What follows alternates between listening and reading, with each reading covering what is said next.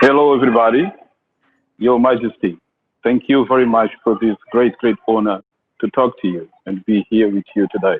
This is our space, our soup kitchen, where we have the capacity to feed 6,000 people daily. During this pandemic, we should do a little bit more for our beneficiaries, and we decided to do masks to protect them and their families and also the community. And we start a campaign with our partners to see if we could also promote employment for women on their community. And we start to work with 15 dressmakers. We managed to do 6,000 masks. Here we have 4 of the 15 women that used to work with us during the pandemic. We are now producing masks to continue to support our initiative. And these masks did with a traditional textile called capulana. It's very fashionable, and that's why we managed to sell enough to continue the support that we have in our communities. Now we have a special offer for you, ma'am. It's a mask that we want to offer you as a gift and acknowledging that, or recognition for this prize, this award that you gave to us.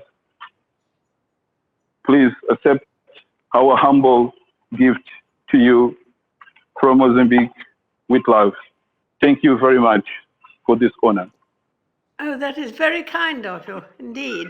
How many volunteers do you need for doing all this work in the kitchen? We have 24 collaborators here, but of course, because we need to expand this for all over the country, we'll need much more. Yes, indeed, yes. Oh, that's splendid work. My organization is a community-driven conservation organization that was started way back in 1990. And the focus was basically to try to convince the residents who lived in my community that the leatherback sea turtle, the most ancient of all sea turtles that came to our island every year to nest, needed protection. My community consists of persons who ate the leatherbacks as food. Every single leatherback that crawled onto the beach at night would be consumed by the local residents. And in 1991, a group of volunteers, myself included, came together and decided that we needed to make a difference and make a change. And what was noteworthy is that my family was noted to be the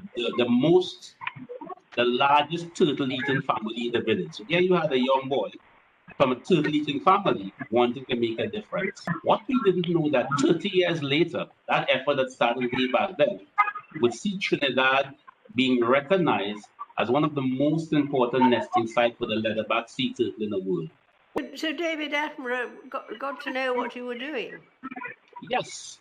He spent 2 weeks with us in Grand River. He filmed a sequence of the Planet 2. We took him over to the primary school. The primary school has only 28 children. And he inspired them to dream. He inspired them to be the next conservation, the next biologist. That's very interesting indeed to hear that. Good afternoon, Your Majesty. I'm deeply honored to have this call with you today, and I'm thankful for recognizing my work as a volunteer. I also feel extremely grateful that you will have the opportunity to see these wonderful children today that changed and brought meaning in my life.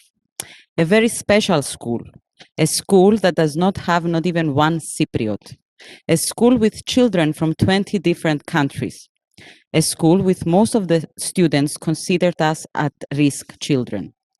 After 10 years teaching to that school, I learned so much from these children, and I literally feel that I learned life through them. Sistema Cyprus aims to transform the lives of children who live in the most challenging neighborhoods of Nicosia and Larnaca through this project. As this call is a few days after your wedding anniversary, please allow the Sistema Cyprus Symphony Orchestra to perform an extract from the piece Motus Cyprius, which was specially composed for us by the Cypriot composer Andreas Michalopoulos.